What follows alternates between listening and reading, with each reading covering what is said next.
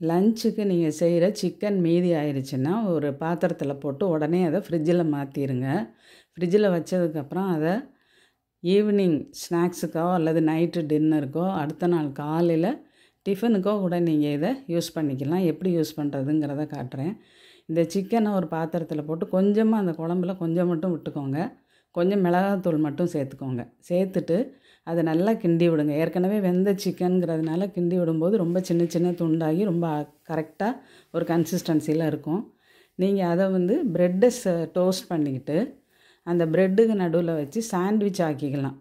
Evening ஸ்நாக்ஸ்னால் 1 or 2 சாப்பிடலாம். Night டின்னருக்கும் இதை நீங்கள் எடுத்துக்கலாம். இல்லை காலையில் பிரேக்ஃபாஸ்ட்டுக்கு எடுத்துக்கிறீங்க அப்படின்னு சொன்னாக்கா இந்த மாதிரி 2 ஸ்லைஸ் ப்ரெட்டு அல்லது 4 ஸ்லைஸ் ப்ரெட்டை சாண்ட்விச் ஆக்கிக்கிட்டு அது கூட நான் ஏற்கனவே ஒரு வீடியோவில் முளைக்கட்டின பயறு சுண்டல் எப்படி செய்யணுங்கிறத போட்டிருக்கிறேன். அது மாதிரி ஒரு சுண்டல் செஞ்சு அந்த சுண்டல் ஒரு சின்ன கப்பும் இந்த சாண்ட்விச்சும் சாப்பிட்டுட்டு கூட ஏதாவது ஒரு ஃப்ரூட்டையும் சாப்பிட்டுட்டு போனீங்கன்னா மார்னிங் பிரேக்ஃபாஸ்ட்டை சாப்பிட்டு நீங்கள் நல்லா ஸ்ட்ரென்த்தோடு வேலை செய்ய முடியும். ஆஃபீஸ்க்கு போகிறவங்களுக்கெல்லாம் இது ரொம்பவே பிரயோஜனமாக இருக்கும். இது மாதிரி நீங்கள் செய்து பாருங்கள்.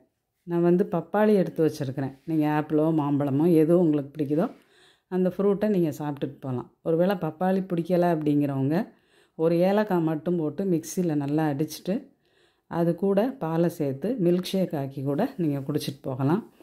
பிரேக்ஃபாஸ்ட்டுக்கு ரொம்பவே நல்லாயிருக்கும் இந்த 3ஐயும் சேர்த்த காம்பினேஷன்.